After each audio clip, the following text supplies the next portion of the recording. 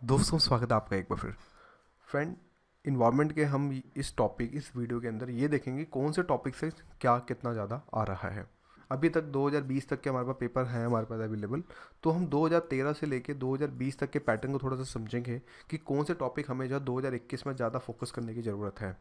तो हो सकता है 3 से 4 मिनट के अंदर आपको एक थोड़ा सा एक मतलब मोटिवेशन भी मिल सके। साथ में तो हाँ, ये चीज़ें करी करी जा सकती हैं, स्पेशली वो लोग जो वर्किंग एस्पिरेंट्स हैं या फिर जो हाउस वाइफ भी हैं, जिनके पास टाइम का थोड़ा लैग है। तो एटलीस्ट उनके लिए भी काफ़ी ज़्यादा हेल्पफुल रहेगा। बाकी आप लोग खुद समझदार हैं, अपने हिसाब से चीज़ों को देख सकते हैं। चलिए, देखिए, यहाँ पे मैंने ये इन्वायरमेंट के टॉपिक्स मैंने लिए हैं कुछ, जहाँ पे एक अगर बात करें ओवरऑल, मतलब कि बोल सकते हैं मैंने चीज़ों को बहुत फ़िल्टर किया है। और यहाँ पे ये 2020 है, ये 2019 है, 18 है, 17 है, सो ऑन, और ये 2013 है। तो यहाँ पे मैंने इन टॉपिक्स को लेने की यहाँ पे कोशिश करी है।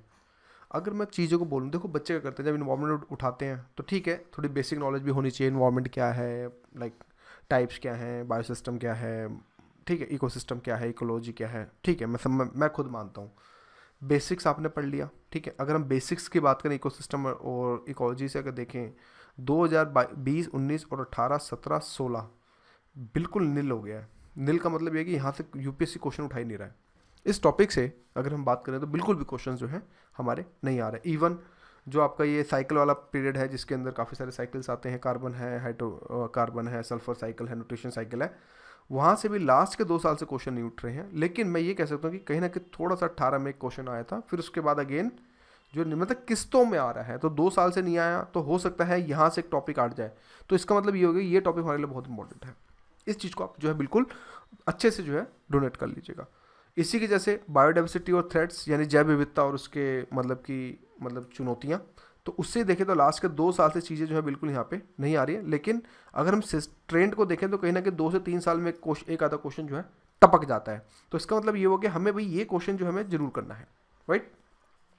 अब आते हैं प्रोटेक्टेड एरिया को लेके। प्रोटेक्टेड एरिया में जिसके में आपके आगे नेशनल पार्क आ गए, बायोस्फीयर रिजर्व आ गए, ये सारे जो हो गए, मतलब कि जो सेंचुरीज आ गई, तो इसमें ये सारी चीज़ें प्रोटेक्टेड एरिया में काउंट करी जाती हैं। लेकिन आप अच्छे से एनालिसिस करें इस टॉपिक को, तो हमें यहाँ पे ये चीज़ निकल के आती है कि यार प्रोटेक्टेड एरिया बहुत इंपॉर्टेंट है। यानी कि नेशनल पार्क का रट्टा उसको समझना विद मैपिंग के द्वारा, ये बहुत इंपॉर्टेंट है। तो ये आप बिल्कुल स्किप नहीं करेंगे प्रोटेक्टेड एरिया को, क्योंकि यहाँ से हर साल एक क्वेश्चन जरूर बना। खुदा ना खास्ता बुरा वक्त हुआ तो नहीं आएगा, जैसे जिस तरह से 2016 के अंदर नहीं आया था, लेकिन और इस साल 2020 में करीब 5 क्वेश्चन इसी की रेंज में डायरेक्टली इनडायरेक्टली इसी की रेंज में जो हमें देखने को मिले थे। इसी तरह से फोना में अगर हम देखें, तो फोना में भी अगर हम देखें तो यहाँ से जो क्वेश्चन 2 या 3 बार मतलब हमेशा कहीं ना कहीं टपक जा रहे हैं। सिर्फ 2018 में नहीं आया, लेकिन हमारी तरफ से ये भी एक टॉपिक जो हमारे लिए इंपॉर्टेंट है। इसी वजह से फ्लोरा और नेचुरल वेजिटेशन, मतलब भाई किस टाइप के वन होते हैं, क्या होते हैं, ये भी कहीं ना कहीं देखो बीच में एक आधा गैप करके, जैसे अब इस साल 2020 में नहीं आया, तो हो सकता है 2021 में यहाँ से एक टॉपिक आया, तो ये भी हमारे लिए, ये टॉपिक जो हो गया हमारे लिए इंपॉर्टेंट हो गया। कोरल रीफ एंड वेटलैंड किस्तों में आ रहे हैं, यानी कि 2 साल का गैप यहाँ पे देखने को मिल रहा है। तो इस समय यहाँ पे ये भी हमें अब आप कुछ बोलेंगे सर सारा इंपॉर्टेंट बता रहे हो, बताऊंगा मैं, थोड़ा एनालिसिस कर लेते हैं फिर उसके बाद बताते हैं। ऑर्गेनाइजेशन से अब अगर थोड़ा ट्रेंड देखें तो एक समय ऐसा भी था जब 16 में दो मतलब कि 5 क्वेश्चन पूछे गए थे। अभी जो है एक आधा क्वेश्चन पूछा जा रहा है। 2019 में एक भी क्वेश्चन है ऑर्गेनाइजेशन से लेके, जिसमें उन्हें तो साइट्स क्या है इन और इन्वायरमेंट से लेके जो हमारी इंटरनेशनल ऑर्गेनाइजेशंस होती हैं, उससे मतलब कितने क्वेश्चन यहाँ पे जो हमें देखने को मिल रहे हैं। एक्ट्स लॉ की बात करें तो कहीं ना कहीं हर साल एक आधा क्वेश्चन आ ही रहा है। सिर्फ 2016 में यहाँ से नहीं आया, लेकिन कहीं ना कहीं हर साल हमें जो यहाँ पे क्वेश्चन देखने को मिल रहा है। इसी की जैसे पोल्यूशन एंड टेक्नोलॉजी को लेके भी कम से कम 3 से 4 क्वेश्चन मतलब हर साल देखने को मिल रहा है, जिसमें 2018 में हमें जो है देखने को नहीं मिला।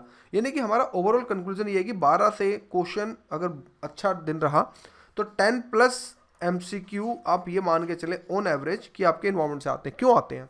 क्योंकि देखो, इंडियन फॉरेस्ट सर्विस का पेपर भी यही होता है। आप मेरी बात को समझ रहे हैं? इंडियन फॉरेस्ट सर्विस जो होते हैं, आपको पता होगा, तो ये भी यही होता है। तो इस केस के अंदर इस वजह से ये लोग जो है इन्वायरमेंट के लिए, और दूसरी बात, इन्वायरमेंट को लेके थोड़ा सा प्रोटेक्शन भी जरूरी है, क्योंकि जिस तरह से चीज़ें अभी हाल ही में जिस तरह से पोल्यूशन बढ़ रहा है, तो उसके हिसाब से भी चीज़ें जो है बिल्कुल भी ज़रूरी है। तो मोटा मोटा अगर मैं बोलूँ तो क्या आपको फोकस करना है? सबसे पहले उठाओ प्रोटेक्टेड एरिया को, इसको नहीं छोड़ना। प्रोटेक्टेड एरिया, एक्ट्स और ऑर्गेनाइजेशन, ये 3 जो टॉपिक हैं मेरे हिसाब से ये बहुत इंपॉर्टेंट है। क्योंकि पॉल्यूशन है, टेक्नोलॉजी, ये करंट अफेयर पढ़ते हैं तो उसी में कहीं ना कहीं सम अप हो जाता है। लेकिन अगर आप मेरी बात मान के चलें तो ये टॉपिक तो बिल्कुल नहीं छोड़ना है, इनको तो बिल्कुल अच्छे से 360 डिग्री के साथ बिल्कुल बहुत बढ़िया से जो चीज़ें लेके चलना।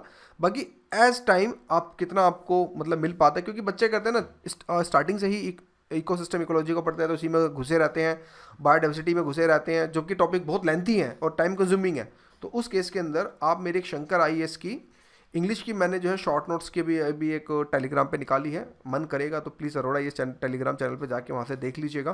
मैंने काफ़ी कुछ आपको समरी वहाँ पे अलॉटेड करी है, पसंद आए तो पढ़िएगा, नहीं पसंद आए तो कोई बात नहीं, और भी किताबें हैं और भी कोचिंग के नोट्स हैं। तो ये था एक छोटा सा एनालिसिस, ताकि ज़्यादा समय ना लेके आपको एक अच्छे समझा सकूँ। बाकी आप अपने हिसाब से खुद का एनालिसिस कर सकते हैं। Thank you.